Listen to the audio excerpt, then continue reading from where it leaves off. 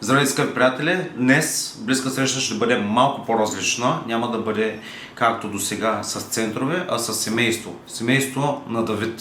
Давид е роден 3 месеца по-рано и е с детска церебрална парализа. Останалото ще научите от тях. Здравейте, казвам се Ваня и съм майката на Давид. Аз съм Константин и съм бащата на Давид. Казахте, че това е била желана бременност, а тя как протече с Давид? Да, това беше първа и дълго чакана бременност. Протече, водиха е патологична бременност, тъй като от 4-тия месец получих кървение, бях на лекарства и родих 3 месеца по-рано. Родих по естествен път, начин. Тогава помня, че казах на доктора, че искам да родя секцио, но неговите думи бяха: какво секцио? Това дете няма да има 1 килограм, за какво да те режим? И така или иначе родих нормално и веднага 5 часа след като родих, докторите ми казаха, че детето е спряло да диша. Когато го родих, той се изплака и мислех, че всичко ще си бъде нормално, но да, след 5 часа ми съобщиха, че той е спрял да диша, той е на апаратно дишане. И оттам започна всичко. Той премина през всички усложнения, на които може да има едно недоносено дете. Целият му престой в болницата беше 68 дни. Трябваше да се роди на 14 февруари, а той се роди на 20 ноември. На 28 януари го изписаха от болницата 2 кг и 300 грама. Той се роди килограм и 200 и беше 38 см висок. Имаше моменти, в които докторите ми казаха, че не могат да ми дадат гаранция дали ще живее или няма да живее. Точно по това време в болницата, в която родих, започна работа една докторка от Пловдив. Казва се доктор Мария Търнева. Там работеше и доктор Красимира Добрева, и двете работиха в неонатологията. И сега е момента отново да им благодаря, защото те са хората, благодарение на които Давид е тук с нас в момента. Те му спасиха живота. Едната докторка, ден, в който отивах на свиждане, и докторката, която беше на смяна, ми каза: ние направихме всичко възможно, но той не иска и не можем да го накараме да диша самостоятелно. Точно тогава доктор Търнева е влязла на смяна в отделението и тя е направила всичко нужно. Да, той да диша и Да продължи своя път. Споделете и кога разбрахте за диагнозата? Диагнозата разбрахме, когато беше на 2-3 месеца. Болницата, в която родих, идваше за консултация една професорка от Пловдив, която правеше трансфронтаниална ехография на децата. Само да уточним за хората, които не знаят какво точно представлява това. Това е ехограф, който фонтаниалата на детето още не е затворена, и с този ехограф се гледа вътре, мозъка на детето се оглежда. Тогава се разбра, че той е с кръвоизлив в мозъка. 3-та степен, мисля, че го водиха, и целият мозък е в кисти. Обясниха ми го, че мозъка е осеян в кисти, все едно пита, пчелна пита. Нещо такова е представлявало. Започнахме да го проследяваме. Когато беше на 5 месеца, отново направихме това изследване и нямаше никакви кисти. Обясниха ми, че има вероятност кистите да се резорбират. Така е станало и в нашия случай. Кистите ги няма, но последствията засегнали са мозъка. Тази част на мозъка, която отговаря за физическото състояние на детето. Той умствено е съхранен, няма проблеми. но физически да. Спастична квадрепарезма е диагнозата. Средно тежка степен. Не малко пъти сме слушали, нали, оставете детето в дом. При вас има ли го това нещо? Не. На нас никой не ни е казал такова нещо. Единствено тези 68 дни, които след раждането, които е бил в болница, помня един ден, когато отивахме с мъжа ми на свиждане, ние ходихме по 2 пъти на ден тогава да го виждаме. Доктора, който беше на смяна, като ни видя и аз го попитах как е днеска Давид, той ми направи така, как да е. Той прилича на призрак. Той падна до 800 грама. Какво очаквате и какво чакате? Тези 68 дена, как се развиха нещата след като си го взехте вкъщи? След като го взехме вкъщи, бяхме насочени да бъде проследяван от невролог, от физиотерапевт и да започне рехабилитация. Изчакахме да навърши 5 месеца и от 5-месечна възраст той започна да ходи на рехабилитация ежедневно, като 10 дни в месеца имаме безплатно рехабилитация от държавата до майка дете Бургас, а останалите дни рехабилитатор идваше вкъщи да му прави лечебната физкултура, гимнастиката. И така до ден днешен, абсолютно всеки ден се прави някакъв вид рехабилитация, конна езда, плуване или каквото и да е. Редуваме ги, за да може да прави... Да има разнообразие. Да има разнообразие, защото и на него почна да му мръзва вече на 12 години. Рехабилитация до 3-та си годинка редовно правеше в Бургас, като докторката, за която споменах по-рано, че му спаси живота, доктор Мария Търнева, тя ме насочи да направя консултация в Пловдив с рехабилитатори. Отидахме, прегледаха го и там, казаха какво трябва да се наблегне, как трябва да се работи, но нямахме възможност за всеки месец да пътуваме до Пловдив, затова продължихме с рехабилитацията в Бургас. И имаше един момент, когато вече беше на 3, виждахме, че нещата не вървят както трябва, пак отидахме в Пловдив.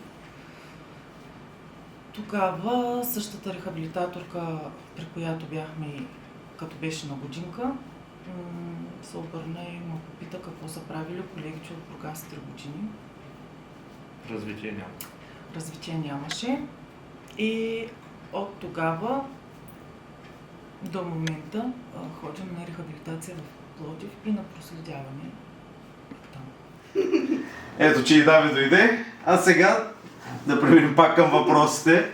Да ми кажете някой специален момент, така, който ви се е запечатал в съзнанието от страна на рехабилитатори.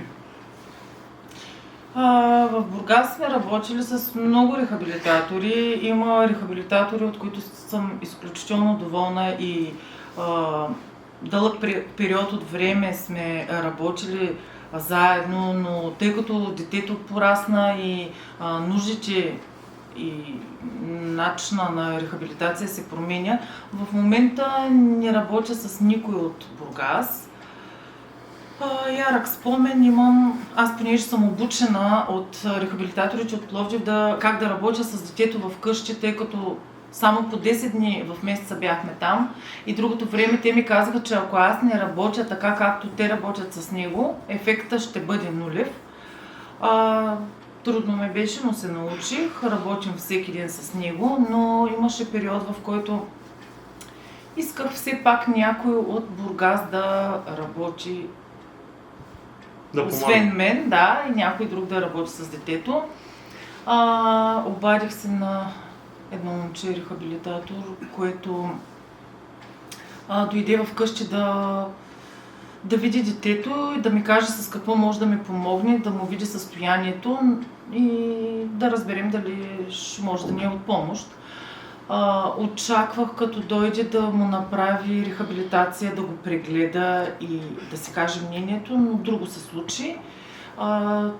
Той ми каза, Да започна да му правя рехабилитация аз, а той да гледа и след това да си каже мнението. Направих рехабилитацията на детето и той ми каза: браво, справяш се много добре. Аз по принцип работя само с възрастни хора и ако е удобно, може ли да му правиш рехабилитация вечерно време? След работа. Когато се прибирам от работа, да имам възможност да идвам, защото на мен това ще ми бъде от полза, ако един ден реша да работя с деца. Тоест дойде на трупа опит. Естествено, няма да ми плащаш и това беше жеста, който направи. Чувствах се много странно. Аз търсех човек, помощ за детето си. Да, до там приключи всичко с него. В началото въобще не беше коментирано това нещо, че той няма познанията. Да. И просто дойде да трупа опит. Той дойде с заявката, че има опит. Да, накрая се оказа, че работи само с възрастни хора и дали ще е удобно вечерно време да му правя аз гимнастиката. След неговата работа. Да. Това е най-странното, което ми се е случило като негатив. Сега къде се провеждат вашите рехабилитации и къде сте останали с най-добро впечатление? Сега в момента аз продължавам да му правя рехабилитацията, като сме се насочили и скоро тръгваме пак ще бъде извън Бургас, сме се насочили. Това е нов метод рехабилитация, който в Бургас мисля, че все още Го няма, да.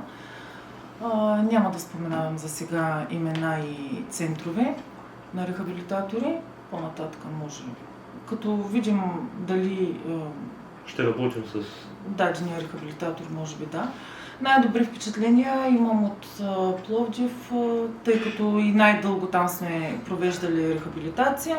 Там рехабилитатора прави план, определен брой упражнения за дадения случай, идва и докато не си направи детето тези упражнения, рехабилитатора не си тръгва, нито си поглежда часовника, което ми се е случвало пред други и е малко грозничко. Общо с влизането да се види колко часа е влезнал и през 5 минути да се гледа часовника колко време остава.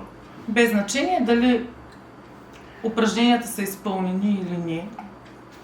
Да, плащаме. Просто времето да минава. Да. Споделете, кои са били най-големите трудности през годините от самото начало до ден днешен? На мен най-трудно ми беше началото, приемането на диагнозата и това какво изобщо означава тази диагноза, защото не се бяхме срещали с такъв проблем и всичко ми беше много чуждо. Какво означава, какво ще бъде за напред, то никой не знаеше какво ще бъде за напред. Приемането ми беше най-трудното, след това си го приехме и решихме, че или започваме да се приемаме диагнозата и започваме да се борим, или просто се предаваме. Ние решихме да се борим. Все още има хора, които ме срещат или в разговор така ми казват: ей, ти не можа да се примириш или ти все още не си се примирила. Продължаваш да го тормозиш. Да. И се чудя какво означава да се примиря. Още от първото си поемане на дъх, той се бори за живота си. Ако кажа, че не ми е трудно, ще излъжа. Но никога не съм си помисляла да го оставя и да се върна на работа. С Давид сме си дали дума, че нямаме право да се отказваме, преди да сме победили. Странно ми е и не мога да разбера хората, които ми казват постоянно, че не можеш да се примириш. С кое трябва да се примиря и какво означава да се примиря? Може би да зарежа всичко. Това, че ежедневно се боря заедно с Давид, за мен не означава, че не съм се примирила. Виждам, че има потенциал и смисъл да го правя. Това е смисъла на моя живот. Той ме прави много силна, търпелива и решителна. Вярвам, че ще победим и ние няма да се примиря. Силните се борим до край. Просто не спирате да се борите и това ще ви направи много силни хора, които ще успеят в живота си и учейки и тренирайки ще успеете. Дави, хайде сега сподели за децата като за финал нещо. Добре. Бих ли споделил как да са силни да тренират и да са борбени хора.